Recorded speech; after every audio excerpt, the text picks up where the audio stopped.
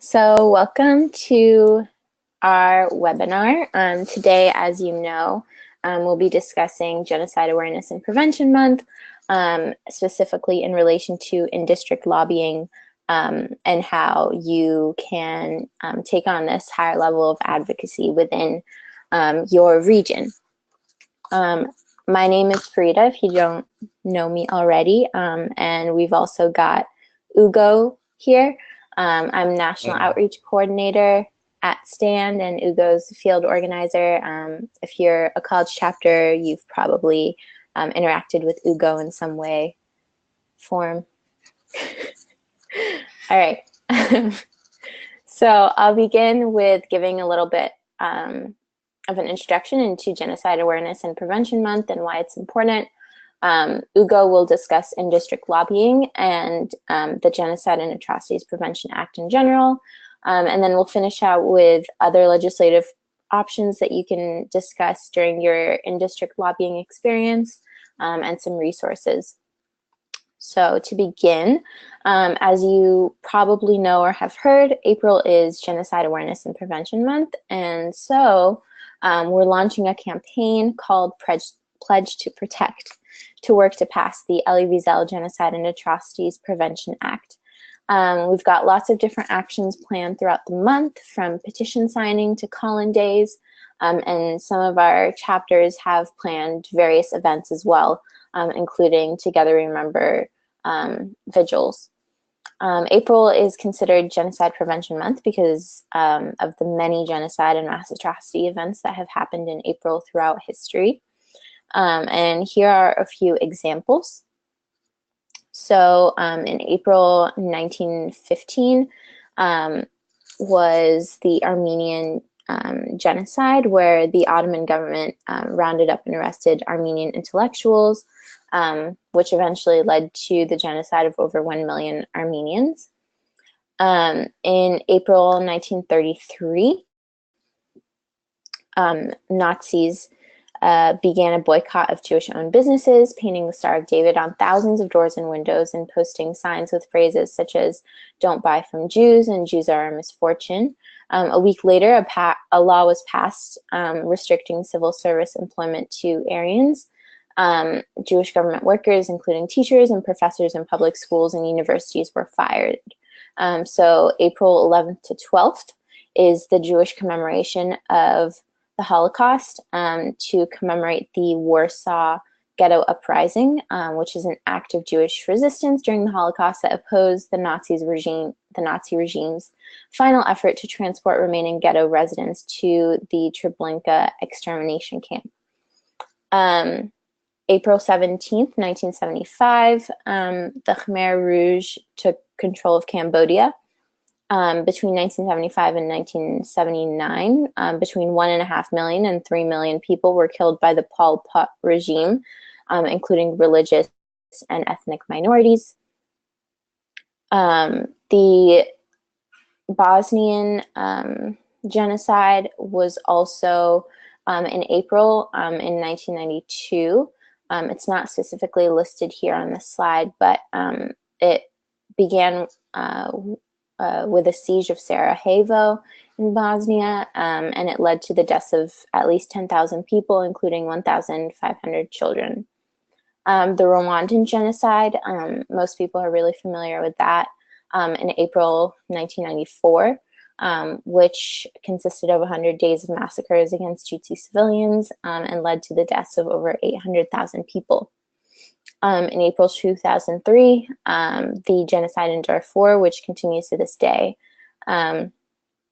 escalated, and hundreds of thousands in Darfur have died as a result of the conflict.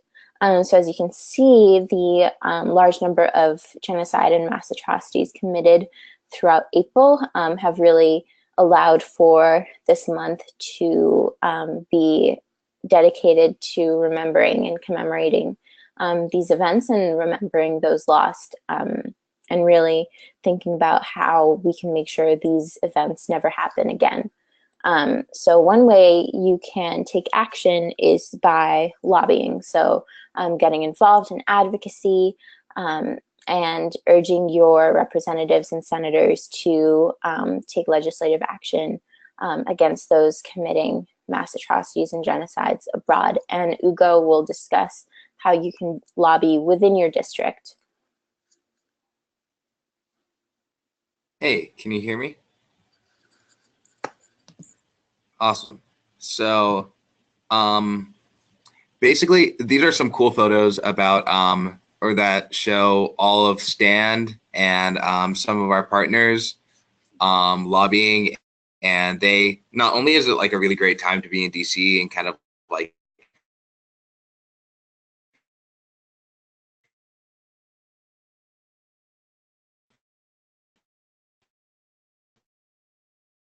preach, great time to connect with your representatives and your senators. And so if we go to the next slide, yeah, there we go. So we kind of have like 7 steps to in-district lobbying. And so the first step is obviously to research who your elected officials are. There's Kazoo Kid down there asking, wait a minute, who are you? So there's a really useful website, govtrack.us. It can connect you to all of the different like it lets you know who your district representatives are and who your senators are in case you don't know. You can also find a congressional calendar online, and those can help you figure out what time and who you should be talking to and what offices you should be connecting with if you plan on lobbying. Obviously, if you can't make it to DC, it would be beneficial to lobby for your state in like the state place, like whenever your representatives are back home in your state. The second step is to get a group together. Some of the ways that we know is obviously if you have a Stand chapter and an Amnesty chapter, that's a great way to start your group, but you can also expand out to reaching out to like international relations and poli-sci classes at your university. Often you can get professors to like email their classes included on listservs. If you have like a like political groups like the Democrats or Republican group, as you're going to figure out, Gappa is a bipartisan bill, so hopefully both of them are going to be interested. You can get them involved as well. And if you have any other like human rights groups, stuff like that on campus, it would be a great time to engage them. Any refugee like or minority coalitions, those are also great places to reach out. Stan really recommends having like a spreadsheet to keep track of everybody and breaking into smaller groups. An ideal group meeting would be like 3-ish people, depending on how like prepared. It's always good to at least take in a partner just for your own comfort. And so breaking into smaller groups and meeting and like kind of like researching more about the bills and like what senator and what representative kind of supports what and stuff like that is always a good thing. It's also a really fun time just to kind of like hang out with a person and just kind of like stalk your senator and figure out what they like and what they don't like. That's the preparation part also. So going into the meeting, we have more tips on our lobby guide about entering the meeting. So some good things to remember is, of course, do your research and that they're there to represent you. Like really, they are your representatives. You aren't doing anything wrong. You aren't bothering them by being there. So be confident. It's good to dress nice, like look dapper if you can. Just because it kind of like shows that you're poised and professional and that you mean business. And I think, especially because you're a student doing this, most likely they're going to be really impressed and they're going to take what you're saying into consideration a lot more than if you were just like somebody else walking in and not knowing their stuff and kind of like speaking from like emotions rather than like all of the cool facts that we provide for you that you can like read over. And so Stand also has a report back form. This is kind of internal stuff. It's really important to us, though. The more connections that Stand as a network can make, the more influential we can be. And so if you fill out your report back form, which is in our chapter hub, then it'll really help us figure out what representatives are responsive and which ones aren't. And it kind of helps us target better. And the last step is to follow up. This is personally like one of my favorite parts of it, honestly, just because following up it's just like a great way to keep in touch with the staffer or the representative that you talk to. It was really cool because when I followed up last time with a representative from Indiana, they actually emailed me back when they signed on, and that was just a really cool experience. It's kind of cool to have like a banter going on with the staffer, and so it definitely might not seem like the most glamorous part of lobbying, but it's one of my favorites, and you can really build like cool connections. I was also offered a job when I was lobbying because I had a good connection, so that's always a good sign. Uh, yeah, so that's a little bit about lobbying. Of course, we have a lot of resources on our chapter hub. We have a lobby guide that we wrote together, and those are great resources for this type of stuff. And so after lobbying, I think we're talking about, yeah, so we're talking about Gappa. So we've talked about Gappa a lot. This has been a reoccurring thing. Originally, a few years ago, we had Easy as APB as our campaign, which kind of like supported the Atrocity Prevention Board. And so that ultimately is still in place as of now. It's at risk, and that's kind of why what Gappa hopes to kind of restructure and maintain. And so this is Gappa's second time coming around. This time it's been rebranded as the Elie Wiesel Genocide and Atrocity Prevention Act. Elie Wiesel, of course, was a famous Holocaust survivor. He's known for his advocacy work and for his books like Night. And so this bill is a bipartisan bill, as I mentioned before. It's slightly skewed Democratic.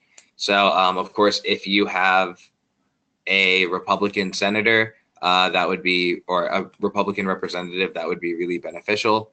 And so just to give you like a little rundown on what Gappa does is that it supports the Atrocity Prevention Board, which of course is it's under the State Department, I believe, and it just is an overarching kind of like oversight board that makes sure that the government is paying attention to atrocities as they occur.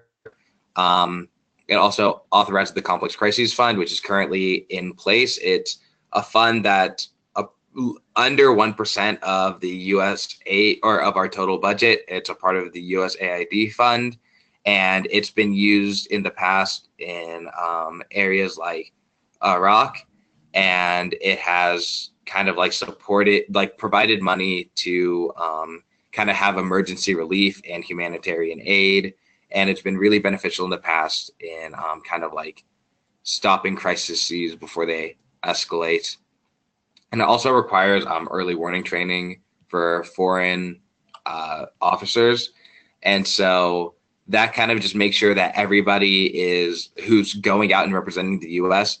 Kind of like represents the ideals of the U.S. and that like atrocities are bad, and they're kind of trained to prevent genocide or at least recognize the early warning signs and kind of like report back to the APB and kind of keep us updated on where we are and what we're doing as a leader in a foreign place. So yeah, that's kind of what Gappa does.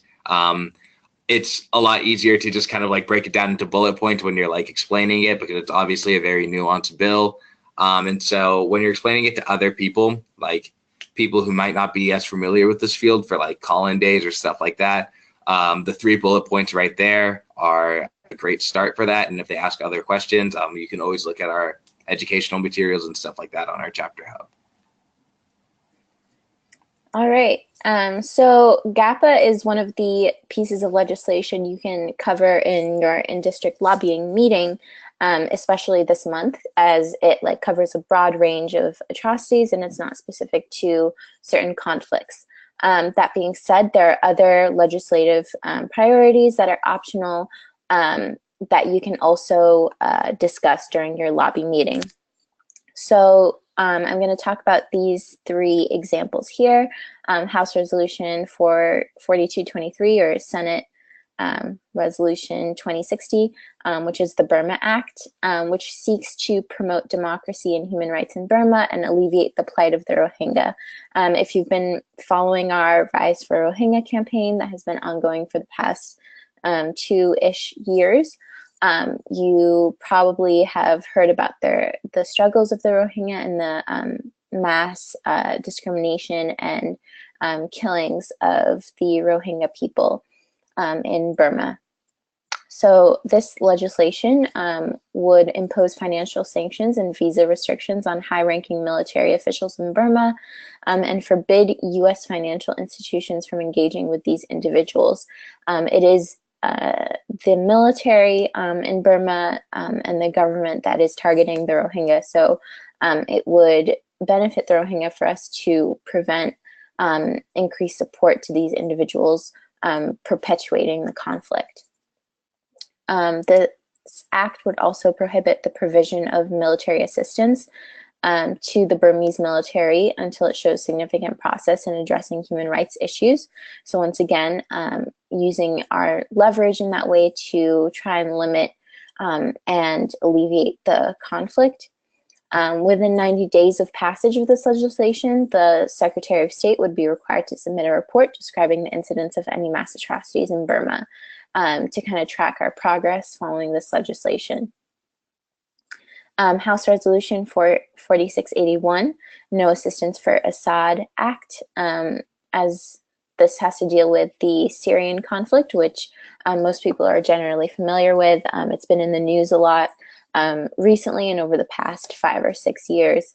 And this legislation seeks to put conditions on reconstruction funds to Assad-held areas of Syria based on a presidential certification to Congress regarding progress on various human rights, including ending attacks against civilians and civilian infrastructure, release of political prisoners, and allowing full access for independent investigations of Syrian prisons, and ending chemical weapon attacks. So essentially, after this huge conflict, President Assad wants to reconstruct Syria and rebuild, and will probably require foreign funding to do so. So by putting conditions on the allocation of these funds that require steps to reduce the conflict and support civilian safety, we can try to alleviate the conflict in Syria.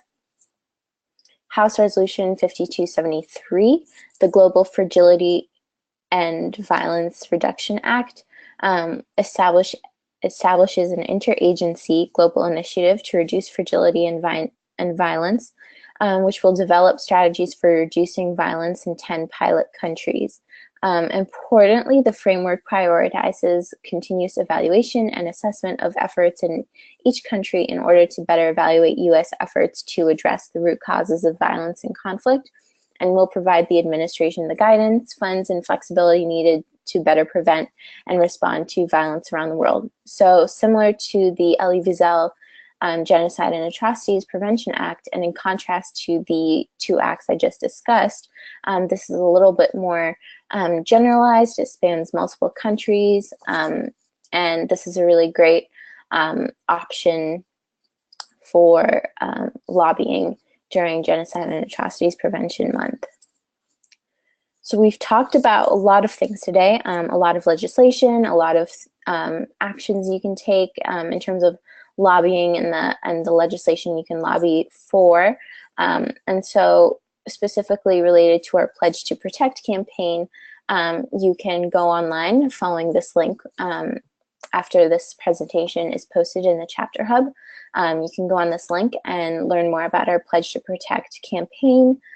We have various resources that you can use. The lobbying guide is also on our website, and these can kind of guide you and help you throughout your process of organizing this advocacy event and learning more about the pieces of legislation that are available for lobbying. So with that, does anyone have any questions?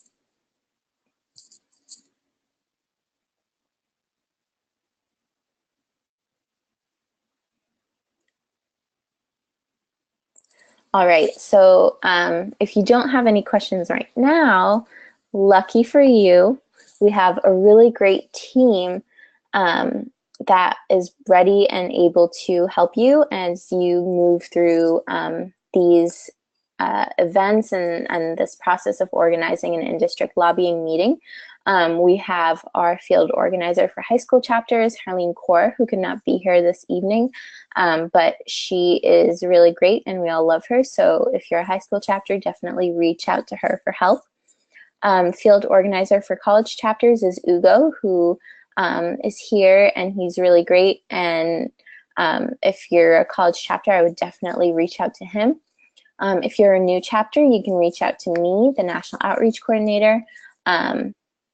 And if you're interested in the specifics about advocacy and how you can get even more involved in advocacy and the legislation, even you can discuss with our advocacy coordinator, Amala Kari, who could not be here this evening, but she's really great and she knows a lot about everything. So I would definitely put her down as one of your top resources and points of contact.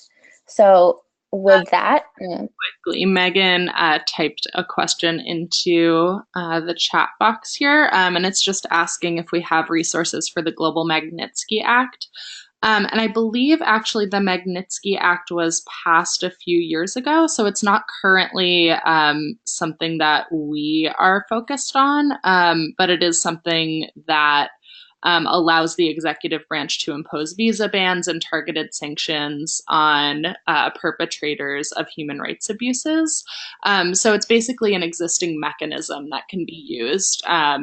And it's a tool that a lot of NGOs do use in order to push for sanctions. But the reason that we often are pushing for legislation that involves sanctions is that when the administration itself doesn't impose sanctions, it's the responsibility of Congress to kind of go around the administration's authority on foreign affairs to impose them. Okay.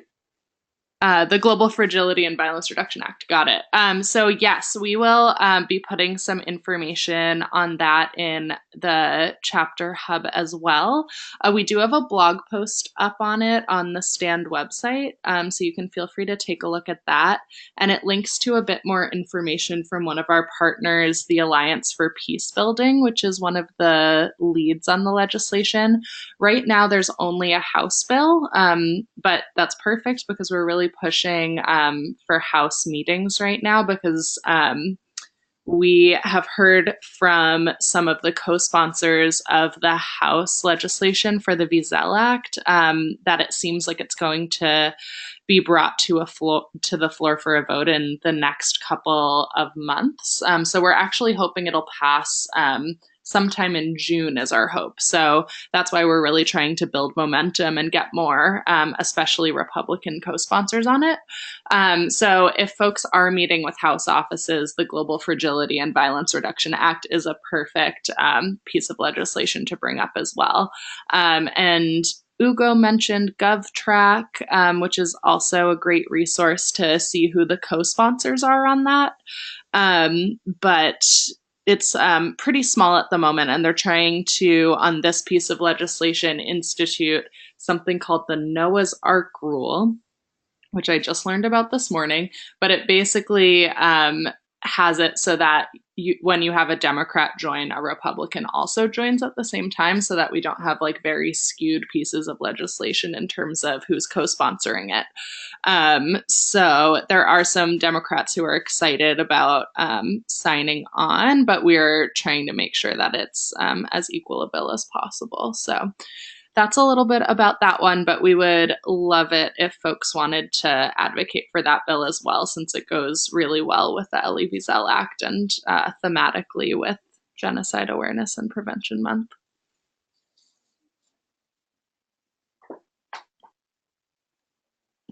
Cool. And do we have any other questions that we can be helpful with?